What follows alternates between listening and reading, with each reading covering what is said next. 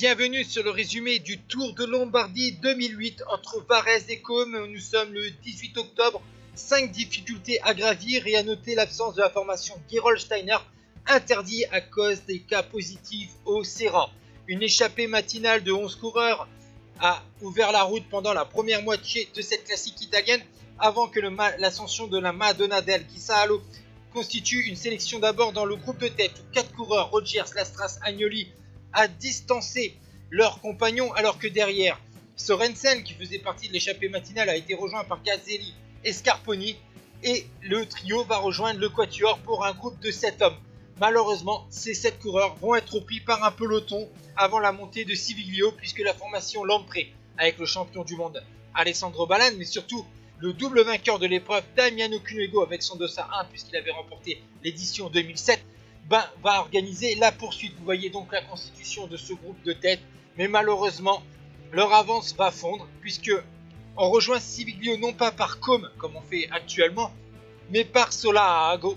Et donc c'est une partie un peu roulante, avec des petits passages en faux plat montant et des petits faux plats descendants.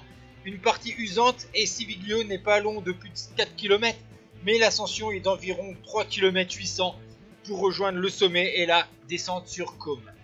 Et après avoir rejoint les hommes de tête, on va à nouveau avoir des attaques à l'avant du peloton.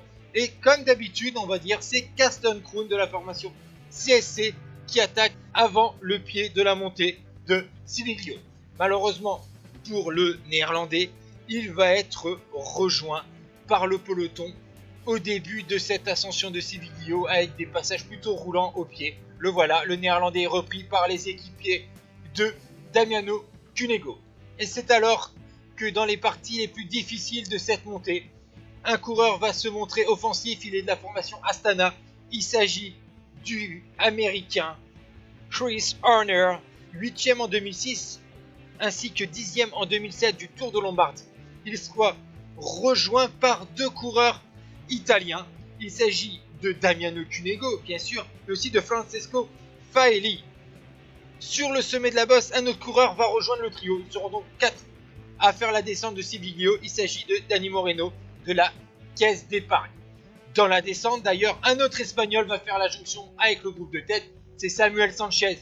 Mais le coureur de la formation Euskatel-Euskadi ne va pas voir Damiano Cunego dans ce groupe soi-disant de tête, puisque l'Italien, donc premier en 2004 et 2007, mais aussi vainqueur de l'Amstel Gold Race en début de saison et deuxième du Memorial Marco Pantani, l'Italien est parti dans la descente, lui qui est très bon descendeur, et va traverser Côme en tête avec une bonne vingtaine de secondes d'avance sur le groupe de chasse. D'ailleurs, dans ce groupe de chasse, on s'entend pas superbement non plus, on se regarde un petit peu, surtout le coureur de la Caisse d'épargne, puisque derrière on a encore Rigoberto Urán pour les dessins de l'équipe espagnole. Lui, Cunego, continue à rouler très vite pour aller au pied de la dernière montée de San Fermo della Battaglia.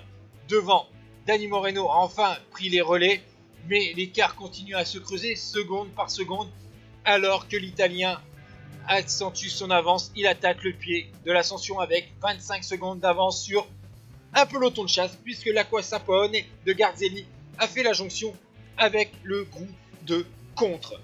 Dans ce groupe de contre, d'ailleurs, il y a Visconti, la Quick-Step, 2e du Grand Prix de Wallonie, 9e en 2007, donc Castor Kroon qui est encore là, le vainqueur du Grand Prix de Francfort, Mauro Finetto, Chris Horner qui a attaqué dans Civiglio, ou encore Stefano Garzelli, 3e de la Coppa Sabatini. Et on va voir d'ailleurs dans cette montée que Rigoberto Urán tente sa chance. Il part au milieu de l'ascension pour essayer de revenir sur Damiano Cunego.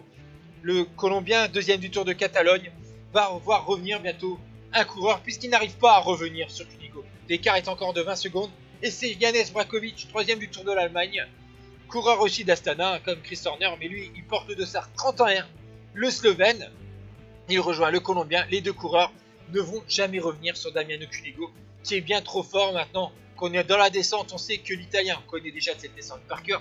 En plus d'être un excellent descendeur, on peut dire que ce 3e succès sur le Tour de Lombardie est peut-être, entre guillemets, le plus facile, puisque lors de la première édition, il avait dû s'accrocher dans l'ultime ascension et revenir dans la descente pour s'imposer au sprint.